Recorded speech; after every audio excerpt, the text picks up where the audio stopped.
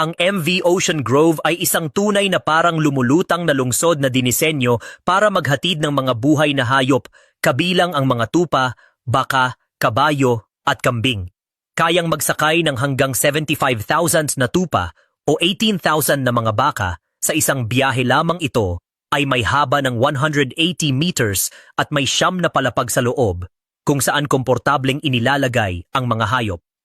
May mga automatikong sistema ito para sa pagkain, tubig, ventilasyon at kontrol ng temperatura upang matiyak ang kaligtasan at kalusugan ng mga hayop habang nasa dagat. Ito ay ginawa noong 2002 at naglalayag sa ilalim ng bandila ng Australia. Nakapunta na ito sa iba't ibang panig ng mundo tulad ng Saudi Arabia, Japan, Mexico, China, Russia at United Arab Emirates. Madalas itong umaalis mula sa mga pantalan sa Fremantle, Darwin o Newman at kahit malaki ito, hindi ito mabagal sa paglalayag.